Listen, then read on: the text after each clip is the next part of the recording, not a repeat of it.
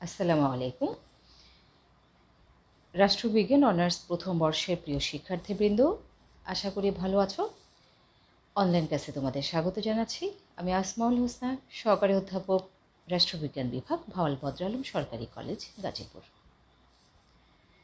শিক্ষার্থীবৃন্দ, আবারও এসেছে আগস্ট মাস আমাদের জাতীয় জীবনকে কাঁদাতে।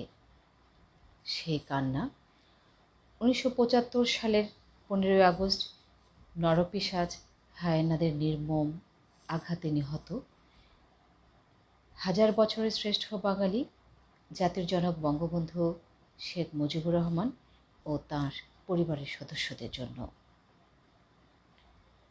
সম্মোহনী নেতৃত্বের অধিকারী বঙ্গবন্ধুর ডাকে উদ্বুদ্ধ হয়ে এদেশের সকল শ্রেণী পেশার আবাল বৃদ্ধ বনিতা ঝাঁপিয়ে পড়েছিল মুক্তিযুদ্ধে এবং ছিনিয়ে আনতে সক্ষম হয় স্বাধীনতা। আমরা জানি স্বাধীনতা অর্জনের চেয়ে স্বাধীনতা রক্ষা করা কঠিন। অনেক রক্তের বিনিময়ে অর্জিত সে স্বাধীনতা রক্ষা করার যথেষ্ট সময় পাননি বঙ্গবন্ধু। নির্মমভাবে নিহত হয়েছেন এই স্বাধীন দেশেরই বিপথগামী কিছু সেনা অফিসারের হাতে। শিক্ষার্থীবৃন্দ, এ পর্যায়ে বঙ্গবন্ধুর স্মরণে লেখা কবি রাফসানের একটি কবিতা আমরা শুনব। হে মুজিব, কে বলেছে তুমি মৃত, কে বলেছে তুমি নাই? আমি 56,000 বর্গ মাইল জুড়ে তোমায় খুঁজে পাই। তুমি দিয়েছ নতুন প্রাণ, করেছ মোদের মুক্তি। তোমার উঁচু ধ্বনিতে আজও খুঁজে পাই শুভ শক্তি। তুমি বিনে স্বাধীনতা, এ তো কেবলই শুধু এক শব্দ। তোমার কণ্ঠের আওয়াজেই তো আজ শত্রু হয়েছে জব্দ। তোমায় পেয়ে বাংলার মাটি, বাংলার জল, বাংলা পেয়েছে প্রাণ। তুমি অবিনশ্বর বঙ্গবন্ধু, শত সুরে বাজে আজ জয় বাংলার গান। হারিয়ে যাবে না তুমি কখনো হে বঙ্গীয় বীর। তুমি লাল সবুজের পতাকা দিয়েছ স্বাধীন নীড়। তোমার জন্য ভক্তি অতি, বিনম্র শ্রদ্ধা যত। তুমি বিনে হায় এই বাংলা আজ কি করে স্বাধীন হতো? তুমি অতি মহিয়ান, তুমি মোর গৌরব। আজ তোমার পায়ে লুটায়ে পড়ুক শত ফুলের সৌরভ। শিক্ষার্থীবৃন্দ, বঙ্গবন্ধু পরিবারের রক্তের ঋণ শোধের দায়িত্ব আমাদের সকলের। আমরা তাঁর কর্ম, চিন্তা, ত্যাগ, সংগ্রামের ইতিহাসকে জানব এবং নিজেরা সংগ্রামে হব, করব অন্যায়ের বিরুদ্ধে প্রতিবাদ। ক্ষুধা দারিদ্র্যমুক্ত, সাম্প্রদায়িক বৈষম্যমুক্ত, সুখী সমৃদ্ধ একটি দেশ গঠনের বঙ্গবন্ধুর অঙ্গীকার পূরণের জন্য আমাদের হতে হবে সচেষ্ট। শিক্ষার্থীবৃন্দ, বঙ্গবন্ধুর আত্মার প্রতি শ্রদ্ধা জানিয়ে এখন আমরা শুরু করব আমাদের নির্ধারিত পাঠ। তোমাদের সাথে আমার যে কোর্স পাশ্চাত্যের রাষ্ট্রচিন্তা, ওয়েস্টার্ন পলিটিক্যাল থট, এই কোর্স থেকে আজ আমরা পড়ব জেক রুশো সম্পর্কে। শিক্ষার্থীবৃন্দ, জেক রুশো, তাঁর ইংরেজি বানানটা তোমরা স্লাইডে একটু মনোযোগের সাথে খেয়াল করো। বানানটা তোমরা খাতায় কমপক্ষে 5 বার লিখবে, আমার অনুরোধ, যেহেতু বানানটা একটু কঠিন। তো জেক রুশোর সংক্ষিপ্ত পরিচিতি প্রথমে আমরা জানব, তারপর তাঁর প্রকৃতির রাজ্য এবং সামাজিক চুক্তি সম্পর্কে আমরা জানার চেষ্টা করব। জেক রুশো অষ্টাদশ শতাব্দীর দার্শনিক। শিক্ষার্থীবৃন্দ, আমি আবারও তোমাদের মনে করিয়ে দিই, অষ্টাদশ শতাব্দী মানে হচ্ছে 1701 সাল থেকে 1800 সাল পর্যন্ত। রুশোর জন্ম 1712 সালে এবং মৃত্যু 1778 সালে। সেই হিসাবে তার জন্ম ও মৃত্যু দুটোই অষ্টাদশ শতাব্দীতে। তিনি জন্মগ্রহণ করেছেন সুইজারল্যান্ডের জেনেভায় এবং মৃত্যুবরণ করেছেন ফ্রান্সে। তিনি জীবনে অনেক দেশে ভ্রমণ করেছেন, অনেক দেশে তিনি বসবাস করেছেন, তবে আমরা তাকে ফরাসি দার্শনিক হিসেবেই চিনি। তিনি যেসব বই লিখেছেন তার মধ্যে সবচেয়ে উল্লেখযোগ্য হল দ্য সোশ্যাল কন্ট্রাক্ট।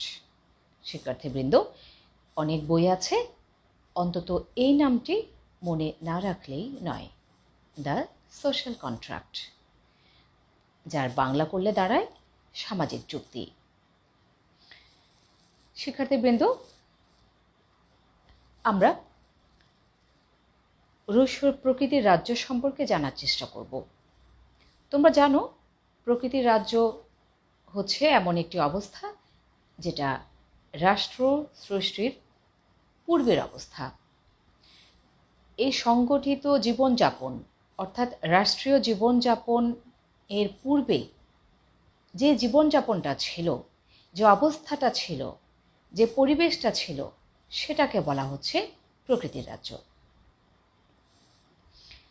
তোমরা অনেক সময়ই দেখি খাতায় প্রকৃতির রাজ্যের কথা লিখতে বললে প্রাকৃতিক সৌন্দর্যের কথা লেখো, চন্দ্র, সূর্য, গাছপালা ইত্যাদির কথা লেখো।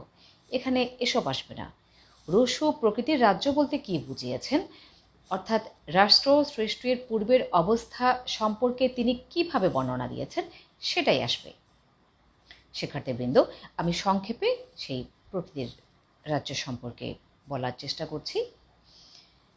এই প্রকৃতির রাজ্য সম্পর্কে কিন্তু এক এক দার্শনিক এক এক ধরনের ব্যাখ্যা প্রদান করেছেন। রুশো বলেছেন যে প্রকৃতির রাজ্যে ছিল সুখ শান্তি, অনাবিল সুখ শান্তি। মানুষ তখন খাদ্য সংগ্রহ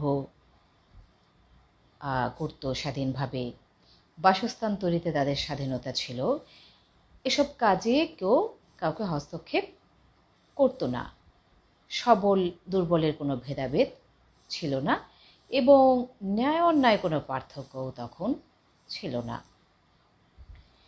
কিন্তু রুশো বলছেন যে অনেক দিন পর্যন্ত অনাবিল সুখ শান্তির অস্তিত্ব থাকলেও এক পর্যায়ে সেটি নষ্ট হয়ে যায়। দুটি কারণে সেটি নষ্ট হয় বলে রুশো উল্লেখ করেছেন। প্রথমত জনসংখ্যা বৃদ্ধি এবং দ্বিতীয়ত মানুষের মধ্যে চিন্তা ও বিচার বুদ্ধির জাগ্রত হওয়া, অর্থাৎ সভ্যতার উন্নতি হওয়া। এই সভ্যতার উন্নতি হওয়ার বিষয়টাকেও তিনি বলছেন যে সুখ শান্তি নষ্ট হওয়ার একটা কারণ।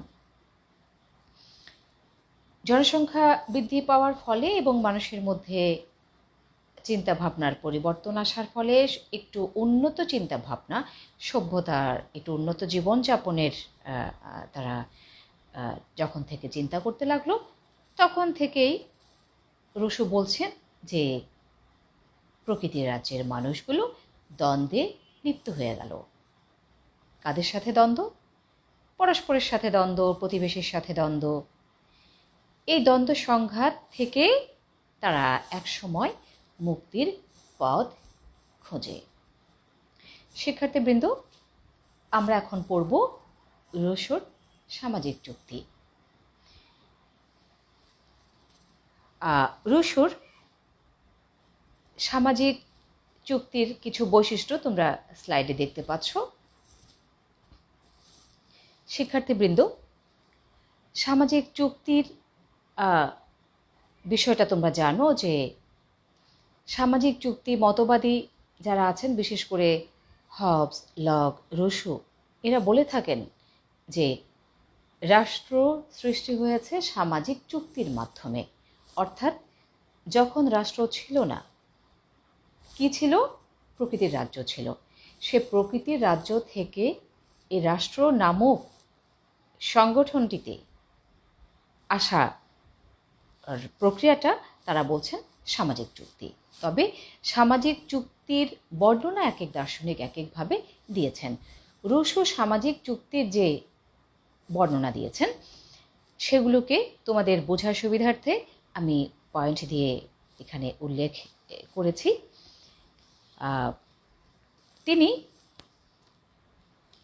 আমরা একটু আগেই তার প্রকৃতির রাজ্য পড়ার সময় বলেছি যে একসময় মানুষ দ্বন্দ্ব থেকে মুক্তির পথ খোঁজে।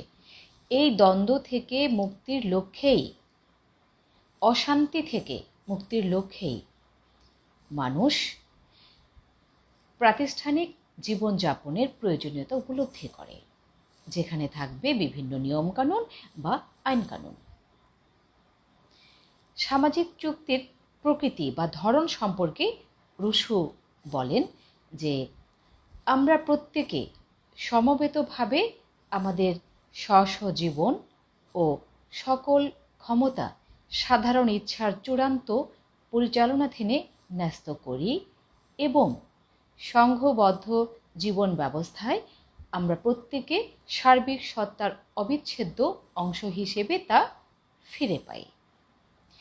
এভাবে জনগণ সামাজিক চুক্তির মাধ্যমে কোনো শাসক শ্রেণীর হাতে নয়, বরং গোটা সমাজের হাতে তাদের শাসনভার অর্পণ করল বলে রুশো বলছেন। এবং সমাজের প্রত্যেক সদস্য তাদের নিজ নিজ ব্যক্তিসত্তা বিসর্জন দিয়ে এক যৌথ সত্তার সৃষ্টি করে। রুশোর মতে এই যৌথ সত্তার নামই হচ্ছে সাধারণ ইচ্ছা। আমরা সাধারণ ইচ্ছা বা জেনারেল উইল নিয়ে আগামী ক্লাসে আলোচনা করব। আজকে আমরা আরও কিছু সময় এই সামাজিক চুক্তি নিয়ে আলোচনা করব।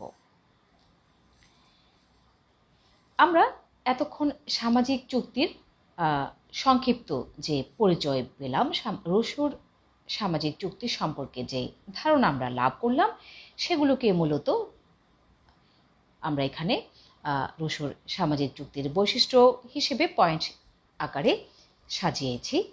তোমরা দেখতে পাচ্ছ এখানে আছে যে ক্ষমতা অর্পণ, অর্থাৎ আমরা এতক্ষণ যে বর্ণনা শুনেছি, সেখানে আমরা জেনেছি যে সমাজের প্রত্যেক মানুষ তাদের নিজেদের পরিচালনার জন্য ক্ষমতা অর্পণ করেছে সমবেতভাবে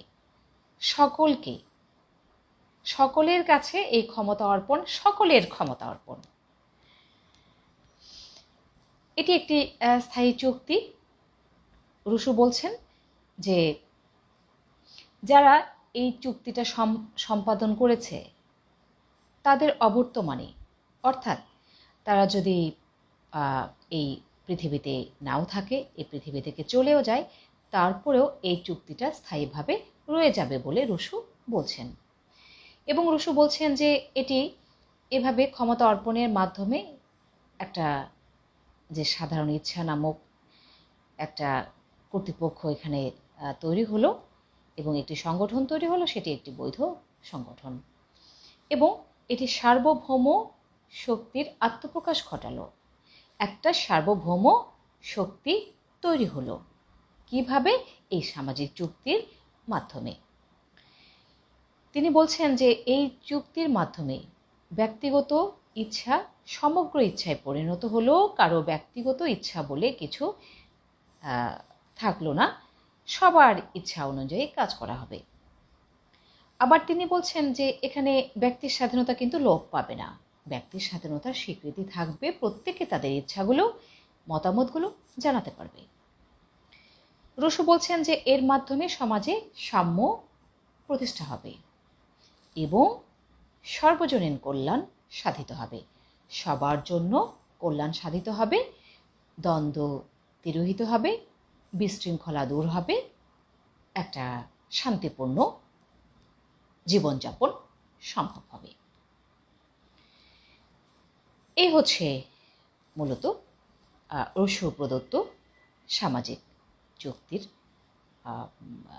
আলোচনা।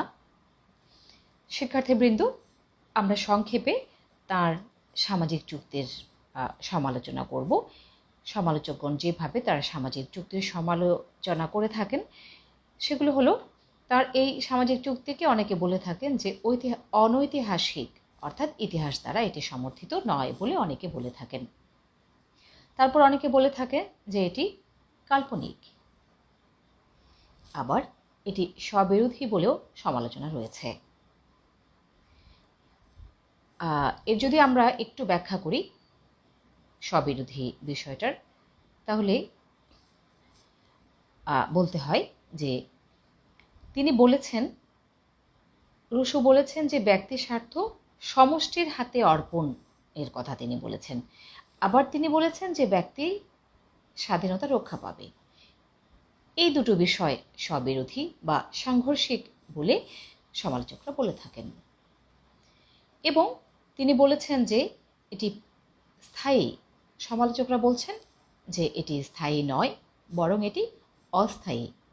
কারণ যারা এই চুক্তি সম্পাদন করেছে তাদের অবর্তমানে তারা যদি পৃথিবীতে না থাকে, তখন পরবর্তী প্রজন্ম এটি মানতে বাধ্য ছিল না।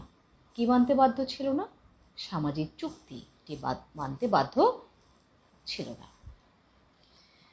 তো যাই হোক, তার সামাজিক চুক্তির সমালোচনা থাকলেও তিনি তার নিজস্ব দৃষ্টিকোণ থেকে যেভাবে সামাজিক চুক্তিকে বর্ণনা করেছেন সেটি অবশ্যই গুরুত্বপূর্ণ।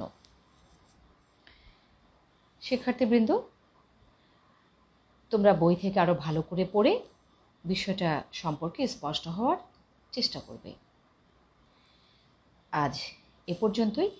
এতক্ষণ যারা সাথে ছিলে সবাইকে ধন্যবাদ জানিয়ে শেষ করছি।